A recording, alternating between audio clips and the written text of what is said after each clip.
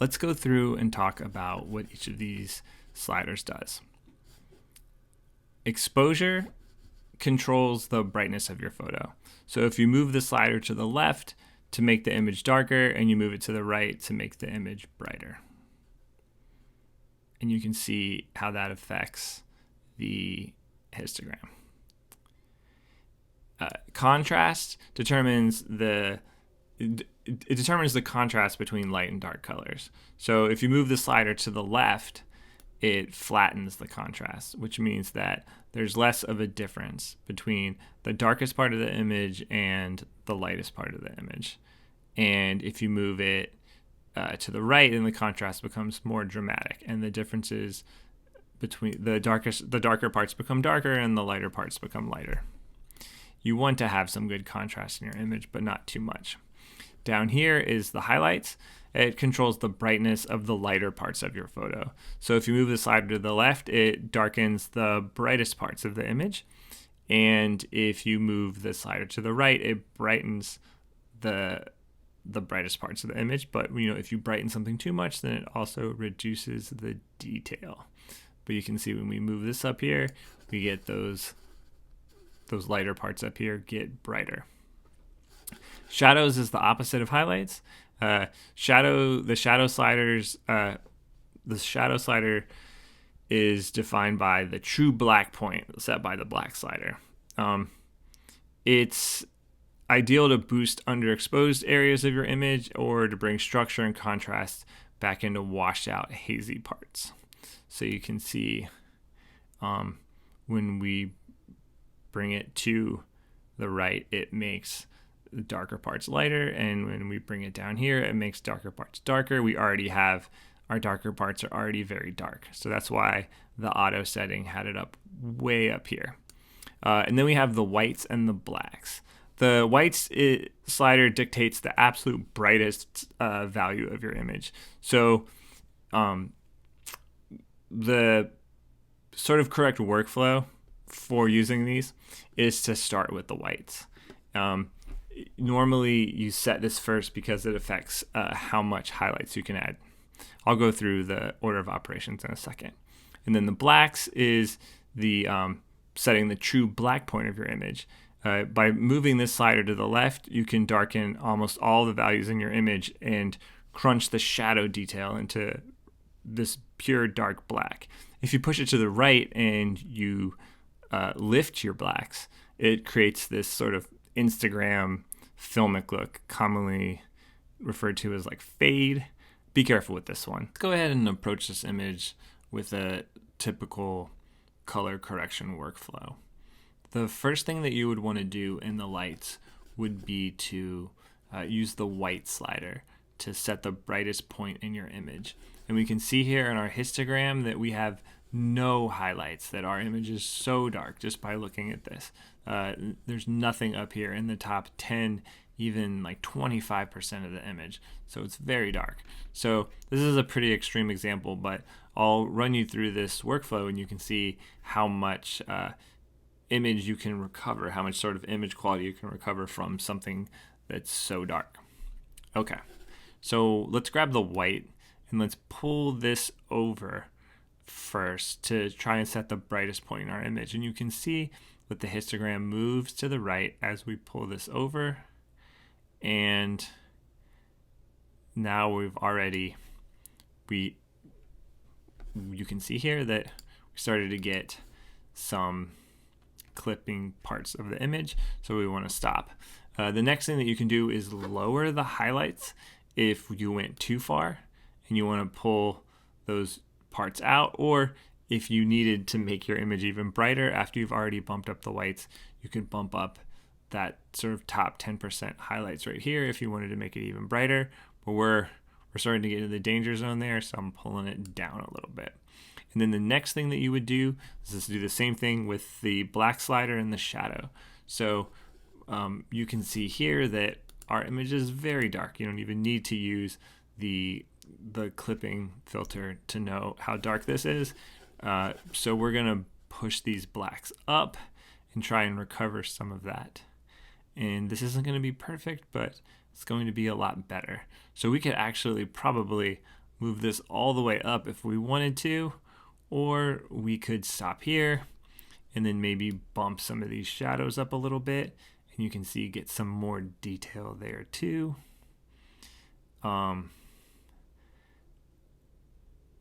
That looks pretty good. We don't want to overdo it.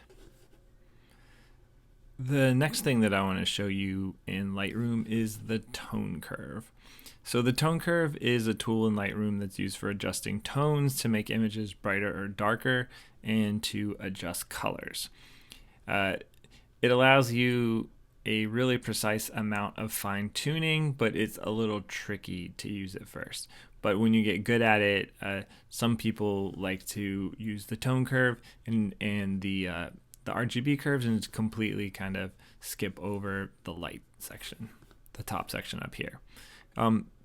So you're able to set points on the curve and move them up or down. If you move a point on the curve up, it becomes a lighter tone, and if you move it down, it becomes a darker tone. So to make adjustments to the tone curve, you click the curve and you drag it up or down. The way that you read this is that if you mouse over it, you can see it up here. These are the highlights. These are this part of the curve is the brightest part of your image, and then these are the lights right here, closer to the midtones, and then this section right here is called the darks. Any adjustments made in there, also sort of like the darker part of the midtones, and then down here, these are your shadows. So you can set a point anywhere on the curve, and like I said, if you drag the point up, it makes it brighter, and if you drag it down, it makes it darker. So like if I wanted to brighten up the shadows, I could set a point here, and then if I pull this up, it'll start to make the darker part of the image a little brighter. You can see it start to change, and if I move this over here, I can make the lighter parts darker, and it allows you to make some, and everything is changing subtly up here on the histogram, but it allows you to make much more sort of like precise changes. And it's a different tool. If you don't like it, or you think it's weird, you can ignore it altogether, or sometimes you can use it to just do like tiny little changes, like fine tuning.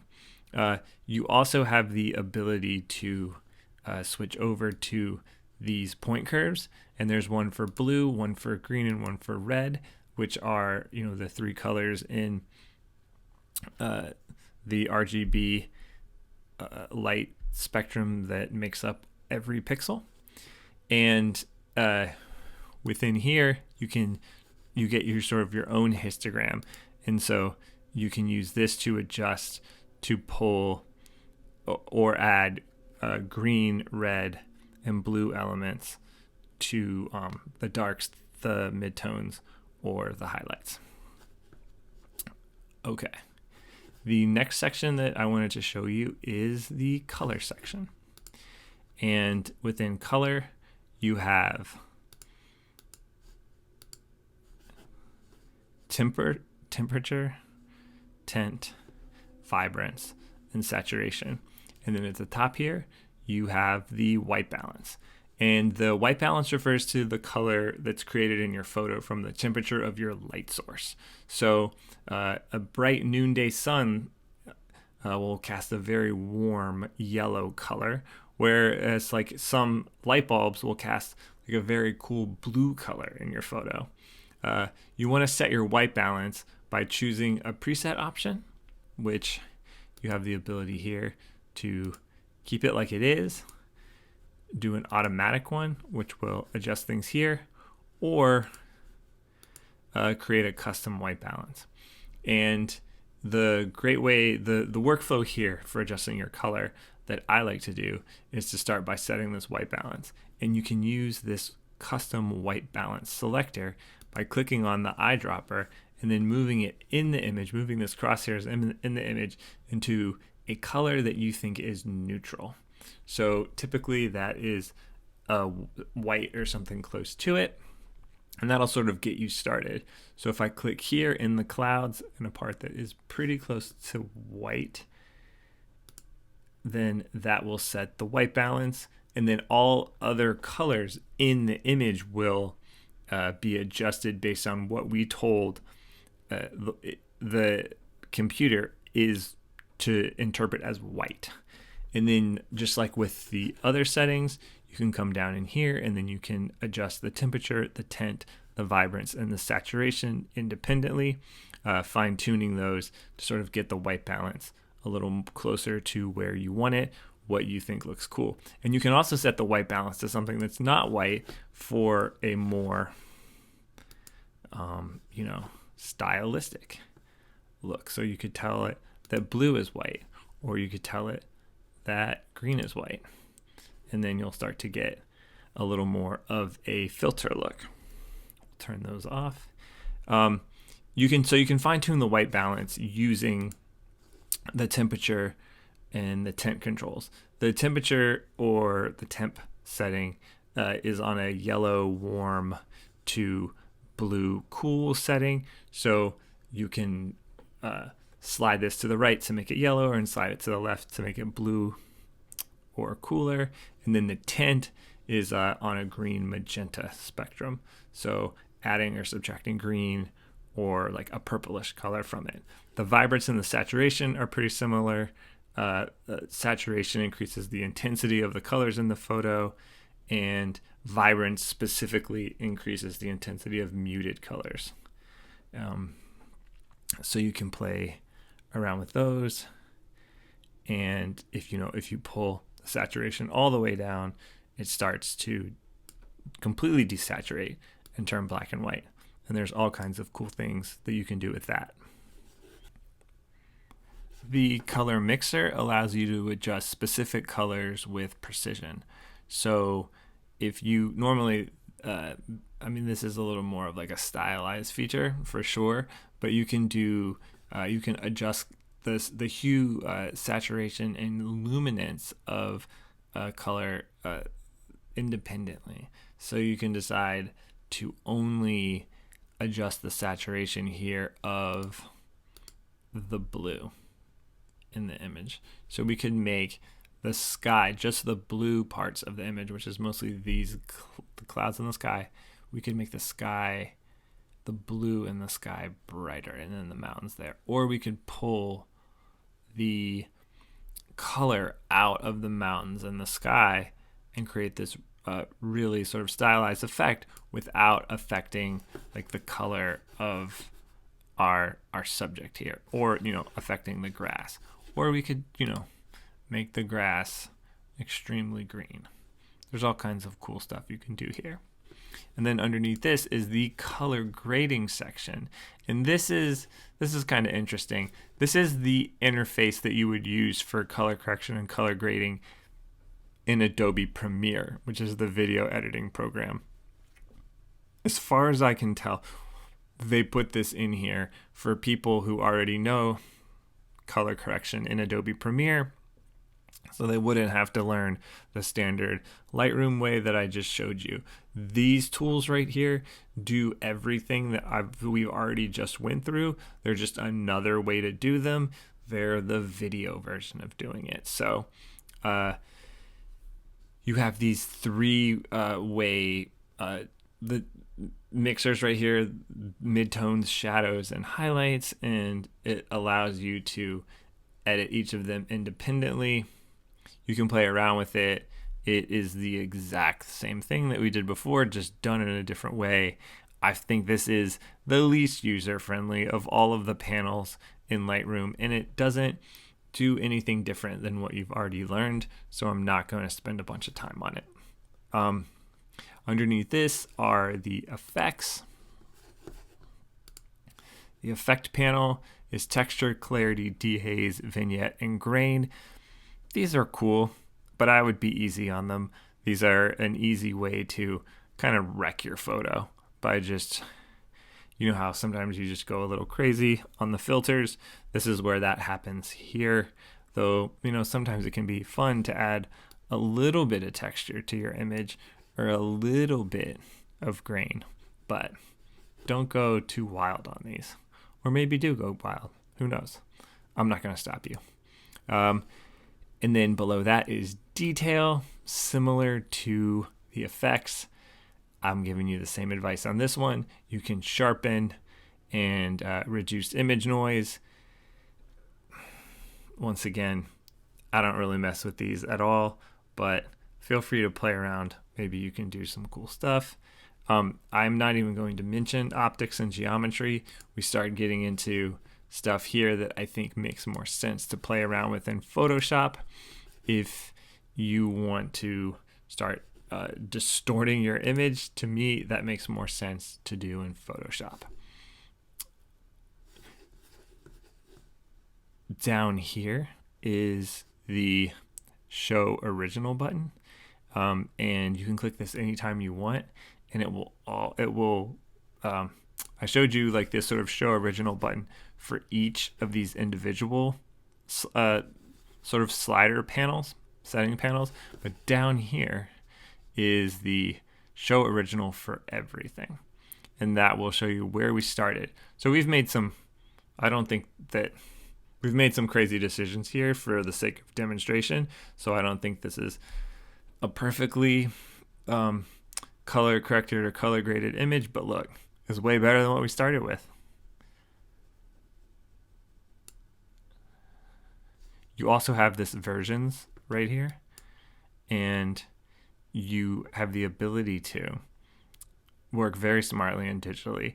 And so say you've got a color grading decision that you've made and you really like it, but you know what, you want to try something else too, you can click versions here. You can do create version and call it desaturated sky version.